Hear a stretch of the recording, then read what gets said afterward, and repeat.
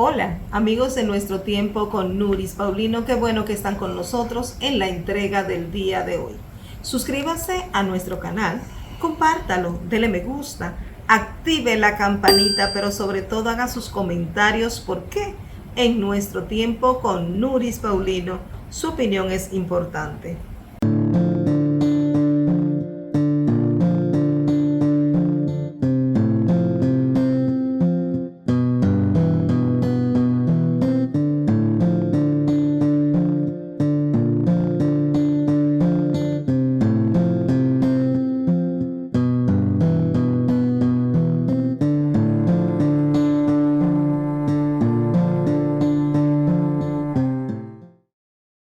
Construir, operar, mantener, expandir y monitorear el sistema de transmisión eléctrico del país es la función de la empresa de transmisión eléctrica dominicana para proveer servicios de transporte de energía y telecomunicaciones de calidad, estable, eficiente y permanente, impulsando el desarrollo económico, social y ambiental de la República Dominicana.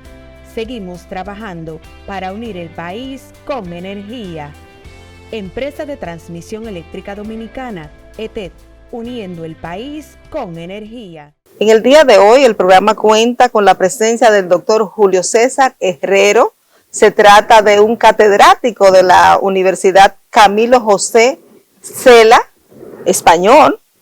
Imparte la materia que tiene que ver con el área político-electoral, la parte de marketing.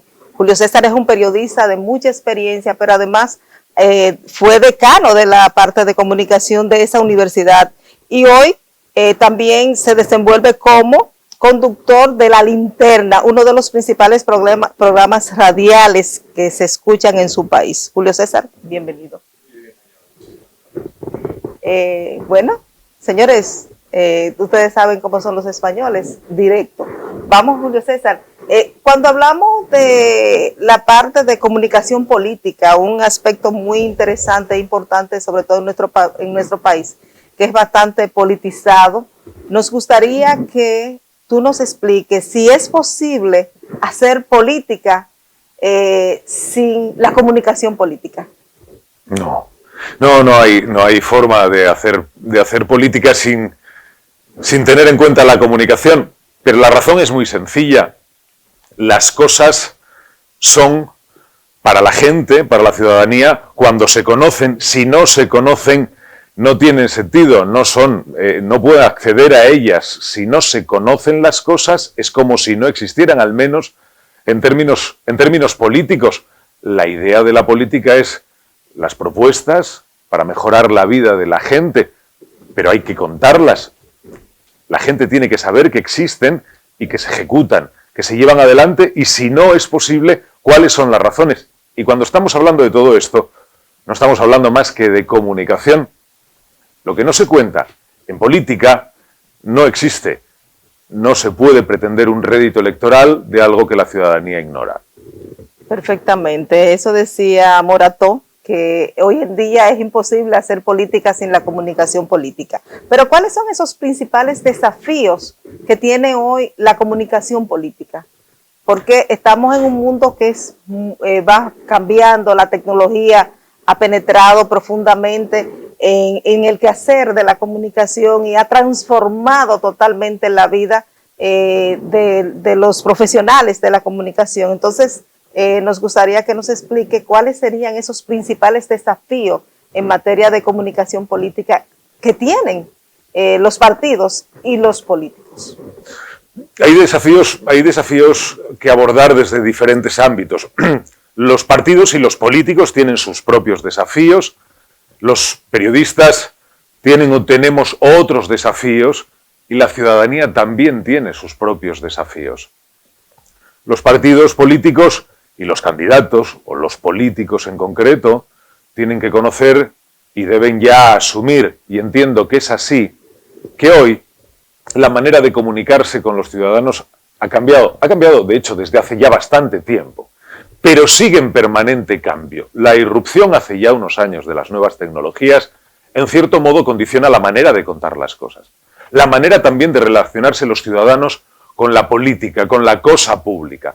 Quizás sea un reto compartido en este sentido, por un lado, el que tienen los políticos y los partidos, y por otro el que tiene la ciudadanía. La ciudadanía ya no accede a la política por los medios tradicionales, exclusivamente por los medios tradicionales. Existen redes sociales, existen otros medios alternativos que permiten o que facilitan la movilización, marcar los temas de la agenda, intentar colarse en los medios tradicionales en forma de noticia, convertirse en noticia. Ahora probablemente es más sencillo y hay más medios para hacerlo que hace tiempo. Hace tiempo los partidos y los políticos, teniendo claro y controlando en cierto modo los medios tradicionales que existían, la agenda la podían tener más o menos controlada. Ahora es mucho más complicado. Los temas no solamente son los que ellos quieren, y probablemente tampoco son los que los propios medios de comunicación sugieren o consideran que son importantes. Ahora, en la agenda política también entran otros temas que vienen desde las redes sociales, que vienen desde otros soportes que los ciudadanos utilizan para movilizarse, para informarse, para provocar también. ¿Por qué no? Así que las nuevas tecnologías, y si por ellas estamos pensando en Internet y las redes sociales, probablemente la definición o la calificación de nuevas tecnologías ya no lo es, lo podría ser hace tiempo, pero ahora ya no. Si estamos pensando en ese tipo de soportes, en ese tipo de redes, en esa forma también de comunicarse, tienen retos. Tanto los políticos, que saben que tampoco vale ya hacer grandísimos discursos, porque la mayor parte de las veces la mente, sobre todo de los más jóvenes, ya está pensando de otra forma, ya no piensa, no mantiene, no aguanta discursos largos, porque lo audiovisual y sobre todo las redes es algo más breve, es algo más dinámico, y esto también lo tienen que saber los políticos. Luego hay retos para todos los sectores. Y en medio de del conjunto de todos estos retos que representan para los candidatos, ¿cómo podrían estos candidatos construir ese discurso, construir esa campaña que sea de forma efectiva para que pueda llegar? Porque hablamos de que ya no solamente podemos contar con los medios tradicionales, sino que las redes sociales juegan un papel fundamental y muchas veces te reorientan la campaña. Entonces, en medio de de todos esos desafíos que tienen los candidatos y los partidos, ¿cómo poder construir ese discurso que penetre en la población meta? Este es probablemente en materia de comunicación el principal reto que tienen los partidos y que tienen los políticos, y es cómo vehicular el mensaje, cómo hacer llegar el mensaje teniendo en cuenta la multiplicidad de canales, que ya no son los tradicionales y los de siempre, sino que son muchos más, sobre todo digitales, fundamentalmente digitales. No solamente las redes, también todo lo que suponga el soporte de Internet. Hay muchos medios que también entran en campaña, que también tienen intereses, que también sugieren y proponen temas. El abrirse camino, efectivamente, como estabas sugiriendo, estabas preguntando, este es el principal reto, porque es una batalla constante. No solamente hay un partido y un candidato, por lo menos en los países democráticos, hay varios. Todos necesitan marcar agenda, y todos necesitan marcar la agenda, al menos en aquellos medios que consideren que son los utilizados y los consumidos por sus electores potenciales. Aunque sea un reto, y aunque haya muchos más medios, que ha favorecido la existencia de Internet, el hecho de que pueda haber muchos más medios digitales, seguramente bastante más económicos de soportar que una estructura tradicional de una radio, de una cadena de televisión como esta, o de un periódico, fundamentalmente el político o el partido debe seguir haciendo el mismo análisis a la hora de pensar a quién se quiere dirigir. Si su nicho electoral está destinado o está centrado en una población joven, una población que esté en los 20 años, 20 y algo años, bueno, lo primero que debería hacer es saber cuál es la relación de ese tipo de elector con los medios, de qué manera se informa, qué es lo que utiliza en su día a día, o bien para informarse o bien para entretenerse. A lo mejor resulta que al hacer ese análisis, uno ya está sabiendo cuáles son los canales que debe utilizar y a lo mejor igual se lleva la sorpresa de que la mejor manera de hacer la campaña o uno de los puntos fundamentales en los que se debe centrar en la campaña electoral es en la publicidad electoral o en la posibilidad de tener presencia en TikTok. Porque considera o analiza, más que considera, analiza y concluye que es ahí donde tiene el nicho de su propio mercado electoral. Es ahí donde están o donde considera que están sus votantes potenciales. Y a lo mejor igual resulta extraño que alguien diga, pero ¿cómo uno va a centrar una campaña en TikTok? Pues dependerá de qué es lo que pretende de la campaña. O sea que una de las cosas fundamentales que se plantea como desafío y que siempre ha sido una necesidad es la segmentación de los públicos para tú poder realmente determinar el discurso. Claro. Ahora, ese discurso como herramienta de comunicación política, ¿cómo ellos pueden prepararlo? Porque fíjate, tú no puedes decir que TikTok, o sea, tenemos primero que saber el público, o sea, las edades, quiénes están, quiénes son los que fluyen en esa área. Quizá la mayor cantidad de votantes es ese, pero resulta, en el caso de República Dominicana, tenemos una población muy variada. La construcción del discurso es mucho más complicado para los políticos. ¿Por qué? Porque tú puedes tener acá un candidato, sobre todo a la presidencia, puede tener acá un público que es más joven, pero resulta que en Guayabo de Elías Piña tú tienes un viejito que también vota, una población votante, que no maneja nada de eso, ni sabe lo que es eso, quizás lo que llegue a la radio. Precisamente por eso me gustaría la construcción de ese discurso en materia de comunicación política, cómo debería de ser al margen de la segmentación de los públicos y al margen de todas esas herramientas, y si esas herramientas han resultado mucho más costoso, hace que sean mucho más costosas las campañas políticas. Se trata de priorizar, no se trata de dejar a nadie fuera. El viejito tendrá su propio mensaje, o debería tener su propio mensaje preparado para que él lo pudiera entender. Eso sí se hace una campaña bien, profesional, en condiciones. Pero insisto que se trata de priorizar. Si un partido considera que su nicho electoral está formado fundamentalmente por una franja determinada de edad, lo importante es que los mensajes lleguen sobre todo a ese nicho electoral que habla como habla, que comprende como comprende y que se interesa por lo que se interesa. Esto no significa despreciar otros posibles electores, a los que también habrá que cuidar. La cuestión es la prioridad, el tiempo y el esfuerzo. Yo no estoy sugiriendo que se excluya, no, sino que se adapte el mensaje. Se tiene que adaptar, y la manera de contar las cosas al viejito probablemente no son las mismas que la manera de contar las cosas a alguien con 22 años.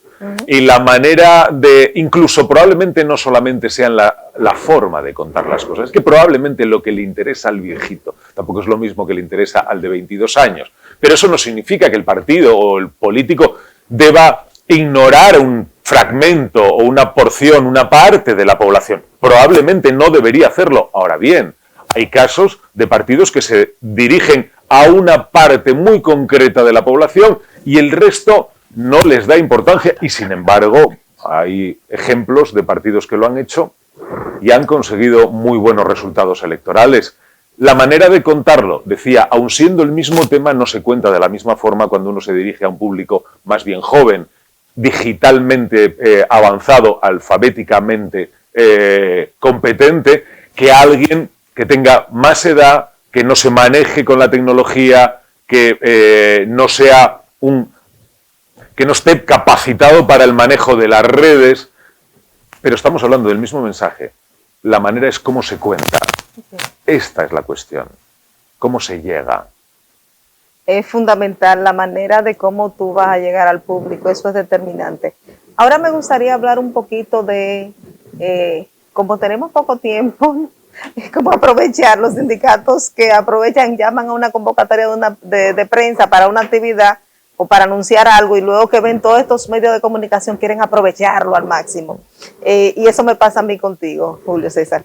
Me gustaría hablar de la profesionalización de las campañas políticas. O sea, esta nueva tecnificación ha demandado la tecnificación del equipo.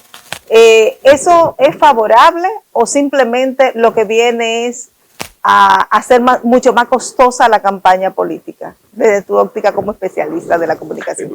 Creo que no son dos opciones incompatibles, me parece que son las dos. Es necesario, desde mi punto de vista es necesario. No estamos hablando de cualquier cosa cuando estamos hablando de política. ¿Cuál es el problema? En que se profesionalicen las campañas, en que se acometan de forma seria, a manos de profesionales, especialistas en cada uno de los ámbitos. No estamos hablando de la cosa menos importante, estamos hablando de cuestiones muy importantes, de la vida de la gente. ¿Por qué entonces eso no se puede hacer con todo el rigor que se exige a un profesional de cualquier ámbito? No hay ningún problema. No solamente no hay ningún problema, creo que es, o al menos debería ser, una garantía para los ciudadanos el saber que las campañas están en manos de profesionales y cuentan con la asistencia, con la colaboración o el asesoramiento de profesionales en diferentes ámbitos. Eso por un lado. Esto lo hace más costoso, sí. Sí, pero probablemente no lo haya que entender como un coste, sino como una inversión. Insisto una vez más, una campaña electoral no es cualquier cosa. Se está decidiendo quiénes te van a gobernar los próximos años, quiénes van a tomar las decisiones en tu nombre. ¿A quién no vas a poder rendir cuentas? Probablemente hasta que vuelva otra vez a convocarse una campaña electoral, pero durante todos esos años está dirigiendo tu vida. ¿Esto no es importante? ¿No merece la pena los esfuerzos? ¿No merece también la pena la implicación de la ciudadanía en una campaña electoral, ejerciendo el derecho a voto, siendo partícipe, aunque solamente sea para cuestionar todo lo que hay, incluso el propio sistema? Luego sí, profesionales es no solamente recomendable, yo creo que es exigible. ¿Eso supone un incremento de los costes? Desde luego. Pero bueno, seguramente merece la pena teniendo en cuenta que estamos hablando de decisiones importantes, que es la fundamental cuando uno vive en sociedad, y es quién está al frente y quién toma las decisiones en tu nombre sobre todo lo que tiene que ver con tu vida en sociedad en los próximos años. Julio César, ¿es ciencia la comunicación política? Seguramente es ciencia la comunicación, sí lo es, y la comunicación política no es más que una especialidad dentro de la comunicación. Es ciencia, no es la ciencia que se hace en un laboratorio, no es la ciencia que hacen los médicos, pero hay una metodología de estudio, hay una manera de proceder, hay un procedimiento de investigación. Claro que eso es ciencia. Hay fórmulas, no son químicas, hay fórmulas que se sugieren, que se contrastan, que se refutan. Hay, sí, todo un aparato científico que avala la disciplina y en la que algunos pues nos entretenemos cuando estamos en la universidad, trabajando como docentes o como investigadores. Luego sí, es ciencia, no seguramente una ciencia pura y dura como la física o la medicina, pero es una ciencia social. Exacto. Sí, simplemente quería como retomar un poquito y decirle a los amigos que vean, que nos están siguiendo, que la comunicación es ciencia, la comunicación política realmente es una especialidad dentro de la comunicación.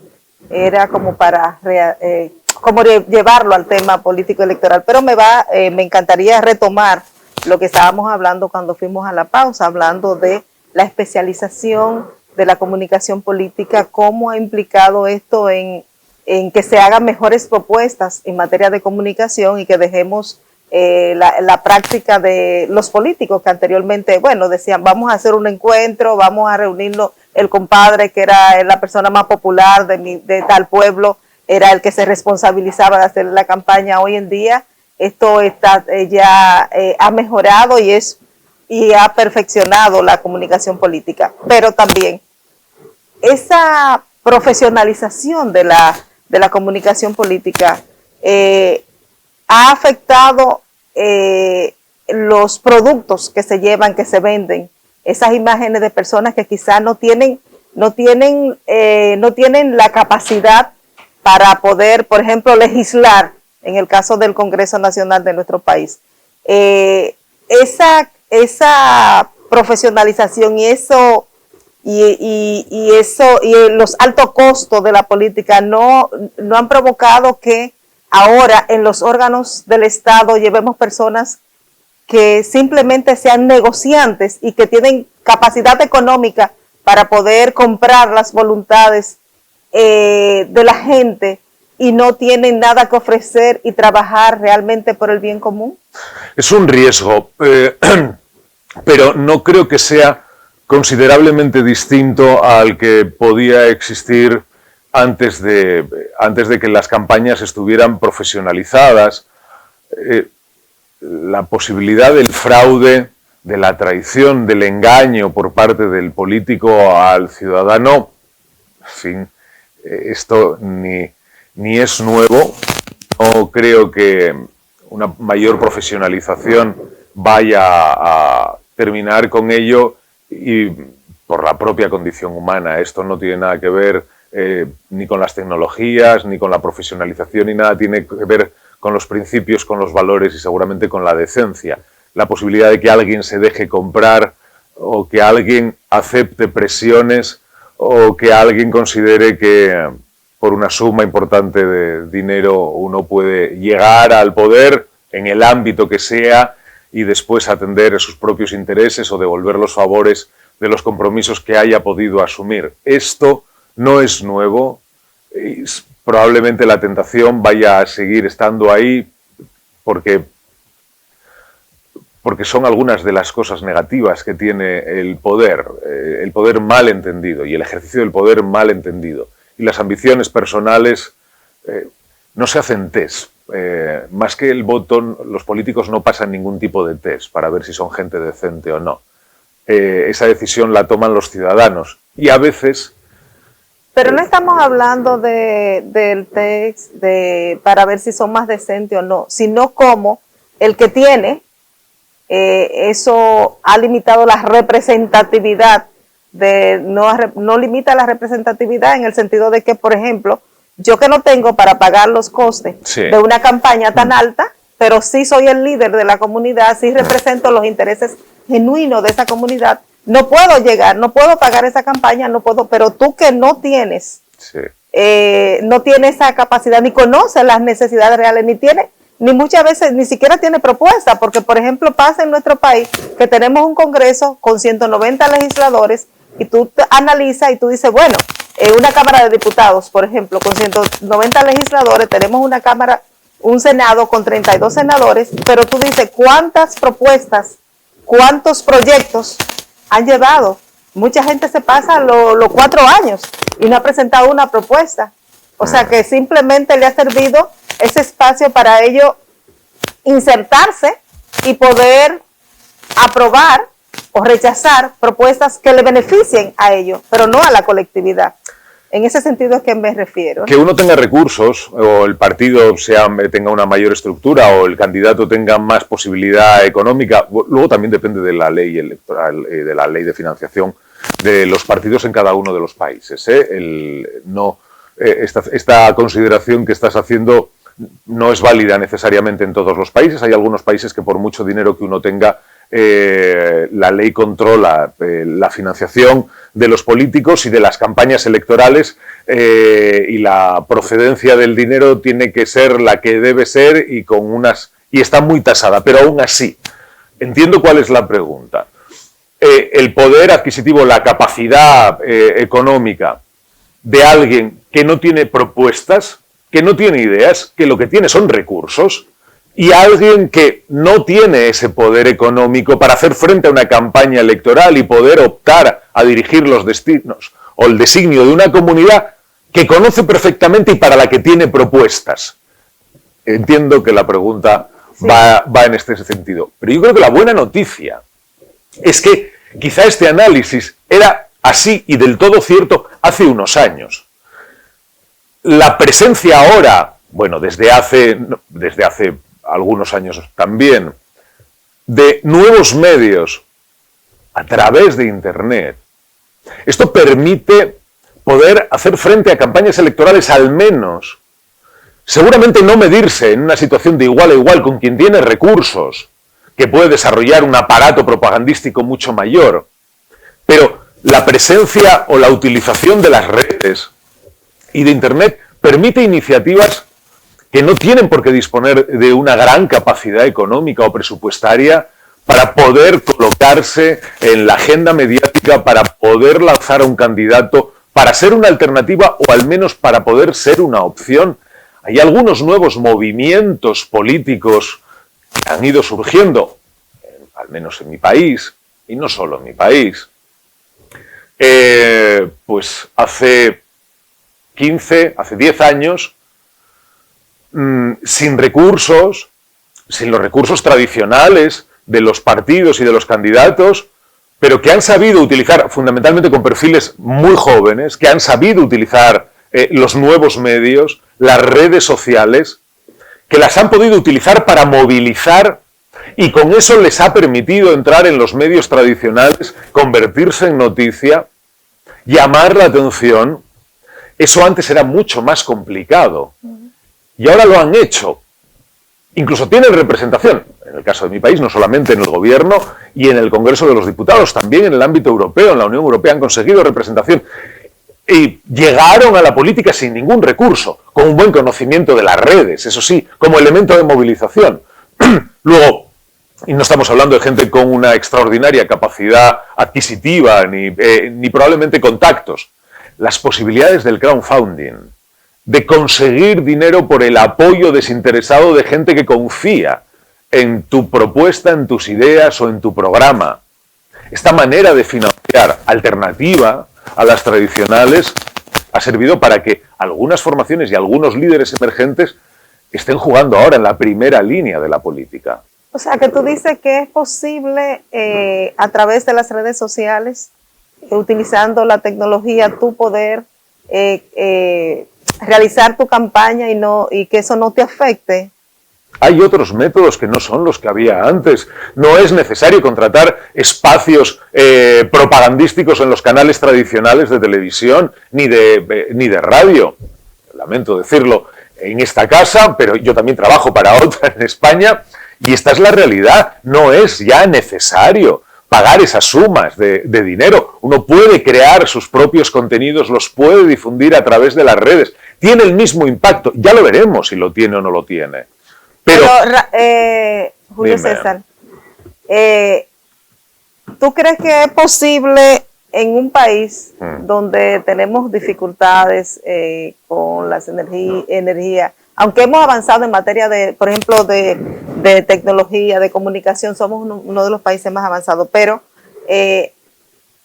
un candidato a la presidencia que tiene que llegar a todo el país para poder concentrar el apoyo de los votantes, podría, que no tiene dinero, podría sustentar su campaña solamente a través de las redes sociales. ¿Eso le va a dar alguna garantía de poder concertar ese apoyo y lograr la presidencia? Por ejemplo, yo te pongo el ejemplo de mi país. Por ejemplo, aquí tuvimos una muy buena experiencia que fue con Horacio, que hizo su campaña en las universidades y en redes sociales, y es diputado, pero tenía el apoyo de otro partido. O sea... ¿Pero tenía el apoyo de otro partido para hacer la campaña en las redes sociales o no era necesario? Un apoyo de un partido que era que tenía incidencia en todos los sectores. Muy bien, tenía una estructura detrás. Exactamente, pero estos partidos minoritarios, algunos con muy buenas intenciones, otros con no. Sí, como todos, en todos los sitios. Exactamente. Que no tienen los recursos. ¿Podrían ellos lograr esas nominaciones o en el Congreso o en los ayuntamientos simplemente con una campaña a través de las redes sociales? Pero vuelvo otra vez. O sea, Miren a mi país.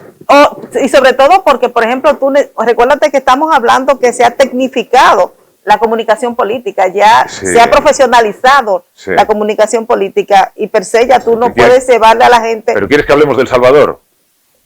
Si tú quieres. No, quiero decir, puede ser un ejemplo de quién está gobernando. No lo sé, igual algo es más próximo, podemos hablar de ello, pero podemos hablar también de mi país. En los últimos años han surgido fuerzas, una populista de izquierdas y otra populista de derechas, las dos sin ningún tipo de estructura. Las dos han conseguido diputados en el Congreso. Una de ellas está gobernando en el país. Tenemos elecciones el próximo mes de julio. Las dos tienen también diputados en el Parlamento Europeo. Y surgieron porque había la necesidad la gente necesitaba atender a lo que estas dos formaciones sugerían. La cuestión es, si hay necesidad y hay formaciones con la capacidad para hacer ver o llegar a esa gente que tiene la necesidad de escuchar lo que quiera escuchar, el asunto está resuelto. Hoy no es necesario tener una delegación de un partido en cada uno de los pueblos para hacer llegar el mensaje. Estas dos formaciones obtuvieron unos extraordinarios resultados en el año 2015 y posteriormente sin necesidad de tener una estructura en ningún sitio. Simplemente sabiendo de qué manera, cuáles eran los temas que interesaba tocar y fundamentalmente moverlos por las redes, trabajarlos en Internet y conseguir que luego esos temas tuvieran trascendencia o repercusión en los medios tradicionales. Pero, ¿y de dónde consiguieron el dinero? De la gente que confiaba en esas propuestas. Propuestas que conocía porque es gente que utiliza las redes, es gente que también utiliza los servicios de mensajería. Hablamos de redes sociales, pero también me vale WhatsApp. Esto no es una red social, es un servicio de mensajería. También se utiliza para hacer campaña.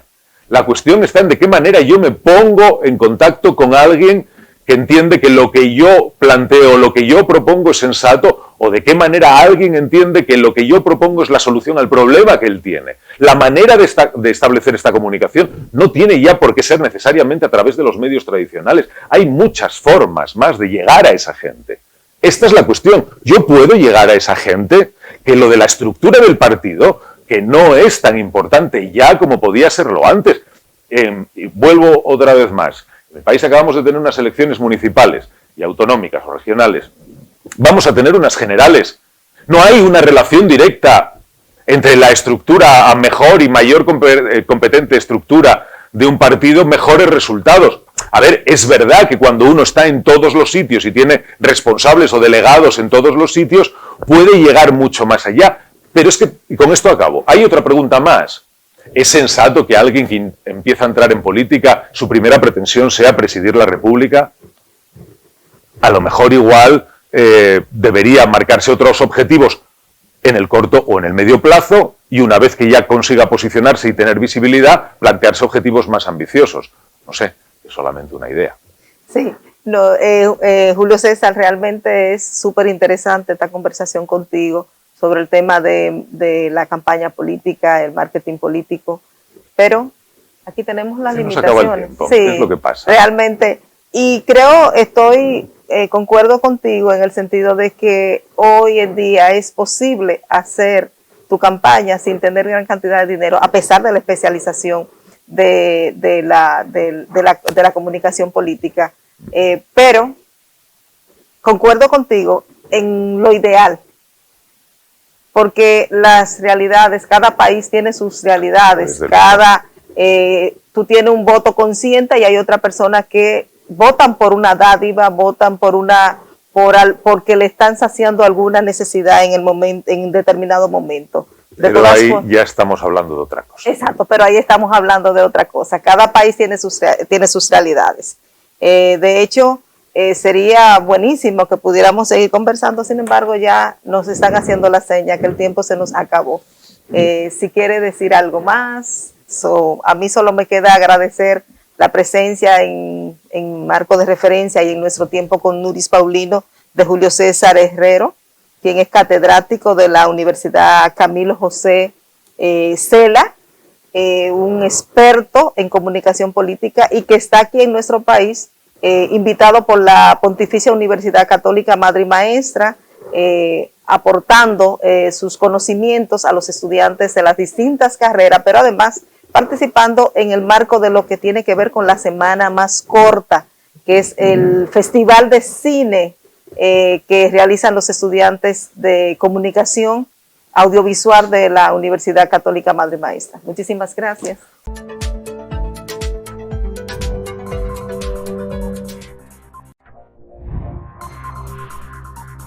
Suscríbete en YouTube a Nuestro Tiempo con Nuris Paulino.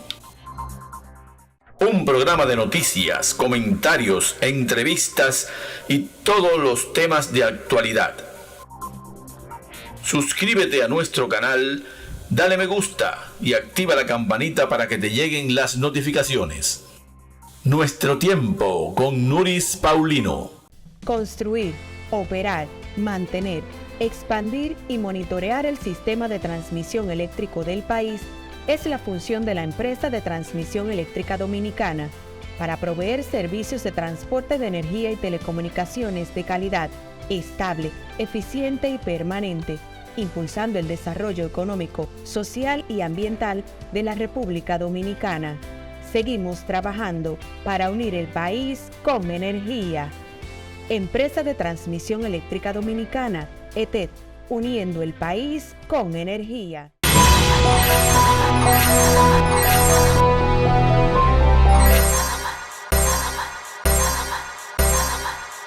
Suscríbase a nuestro canal, compártalo, dele me gusta, active la campanita, pero sobre todo haga sus comentarios porque en Nuestro Tiempo con Nuris Paulino su opinión es importante.